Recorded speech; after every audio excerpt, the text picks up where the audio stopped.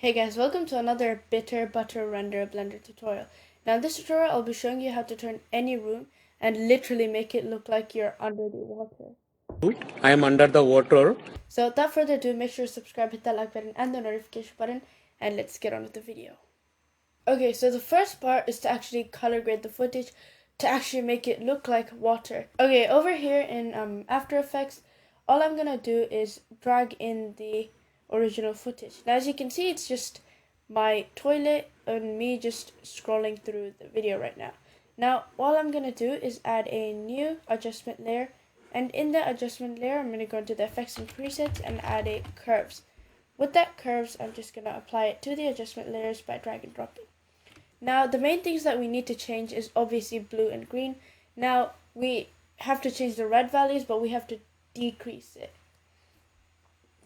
So I'm just gonna quickly go into blue, add a lot of blue. Now that makes it look purple, which we don't want, so we're gonna go to green and add just a little green.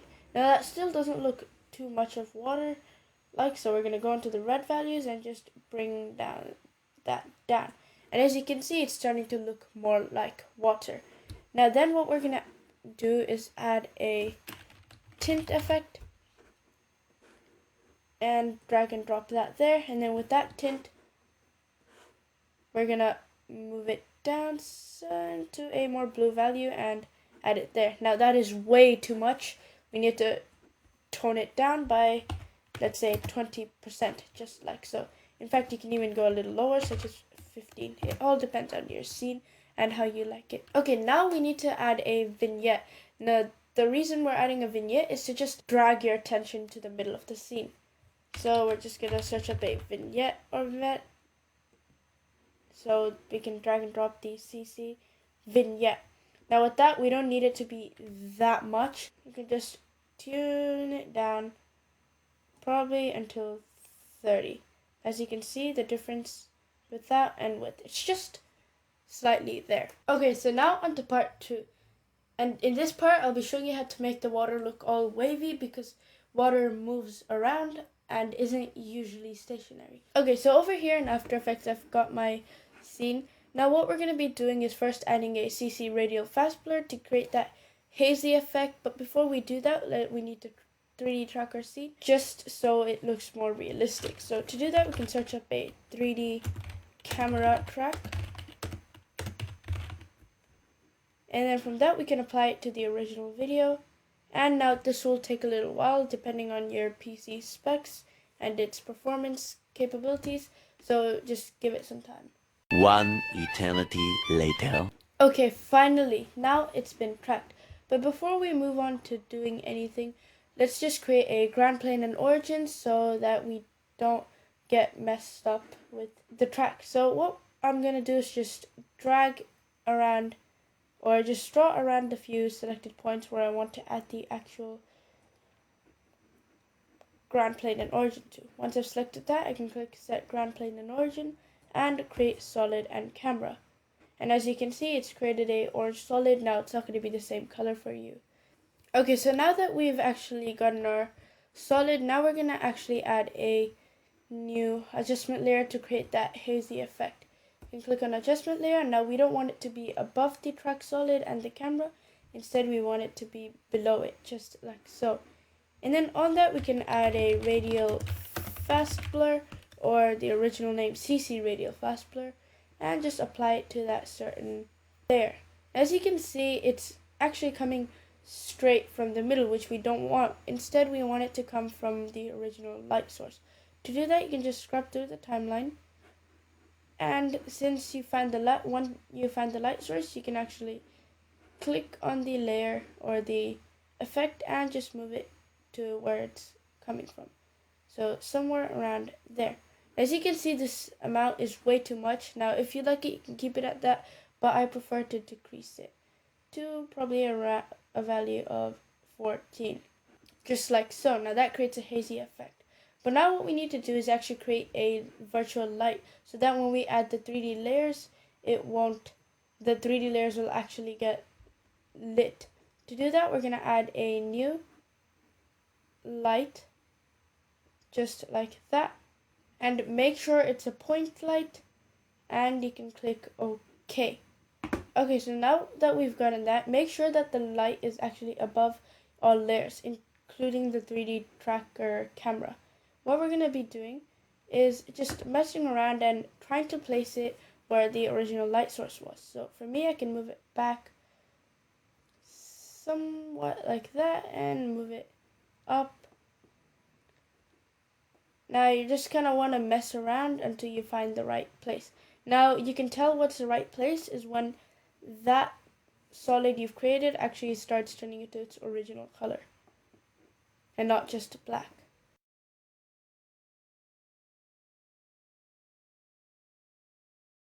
And as you can see, after a little while of tweaking around, the original shape is actually in color. Okay, so now what we need to do is create that wavy effect like I said before. To do that, we're going to add a new turbulent displace effect.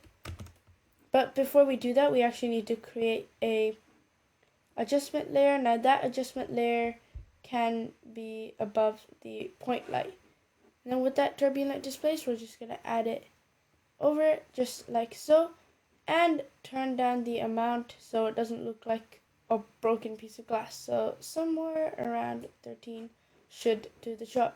Now to actually animate it, we're going to animate the evolution. Now we want it to be automatically random. To do that, you can click Alt on the stopwatch icon on the evolution, and in that text part, you're going to want to delete everything there is and type in time times 200, just like so, and then you can click out. And another thing you're going to want to do is actually pair the previous layer that we made to the light. So to do that, you can click on zoom and make it brightest, and click Alt on the center so it opens up like that, and you can pair it to the point light.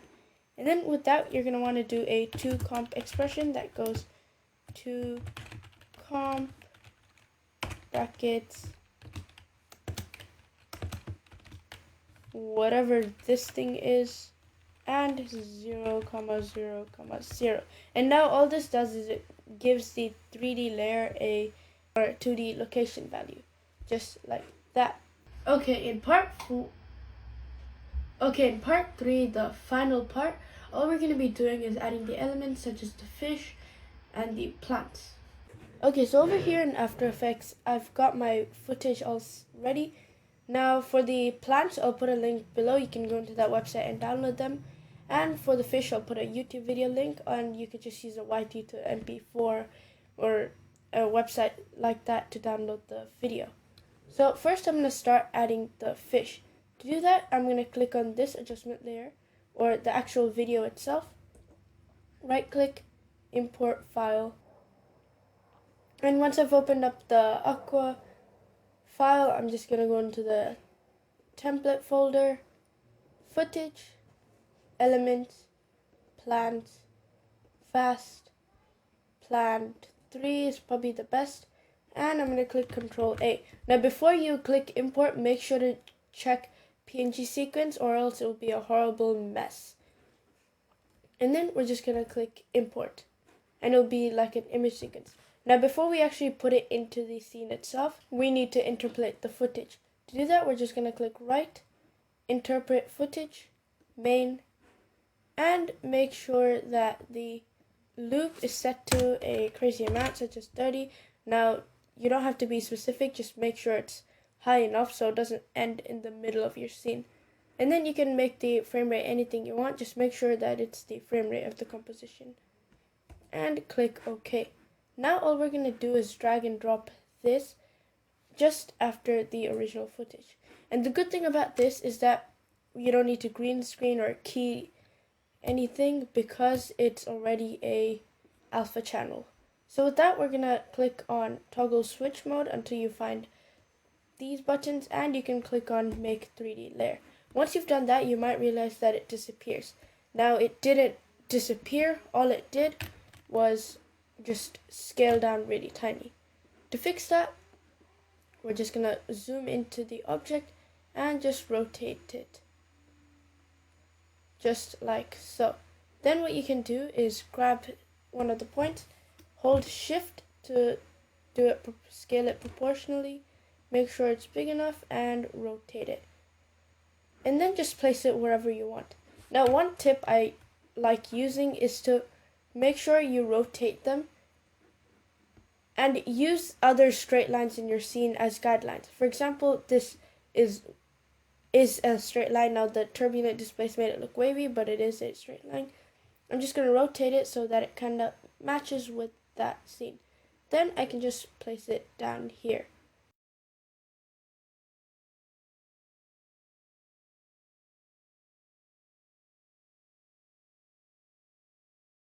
Okay, now what you're going to want to do is just go around and place a bunch of plants in your scene.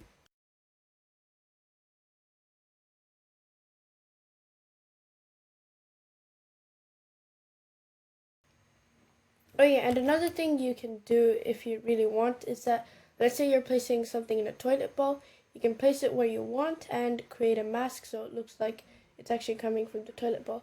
To do that, you can click on the pen tool and just draw a mask around the place where you don't want it, so somewhat like this, and just finish it off by doing something like that. And with that, you can see that the other part disappears, but we don't want that, so you can open this up and then open the masks layer up and make sure it's in subtract, so the mask actually subtracts the original footage. Okay, so once you've gotten all your plants ready, all I've got is two. I just like that the best. We need to start adding the fish. To do that, I'm going to drag and drop the fish footage into our scene over here. And as you can see, it's just a normal green screen element that I found on YouTube. And then what we're going to do is get a key light spill suppressor. But the thing is that since we've added a bunch of color grade over the original footage, the green is going to have a more of a bluish shade. So before we key light that, we're just going to move it all the way to the top. And then you can add the key light spill suppressor and make sure to click on green. And then you can scroll down until you find advanced spill suppressor. And there we go, we've gotten our proper green screen. Then you can move it back down above the plant layers, just like so. Now we're going to do the same thing we did with the plants.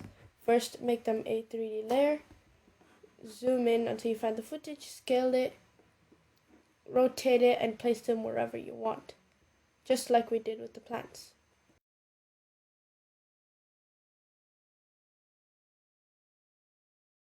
One eternity later. Okay, so that was the easiest method to create an awesome underwater water effect. So if you like this video, make sure to subscribe, hit that like button and the notification button, and I'll see you in the next one.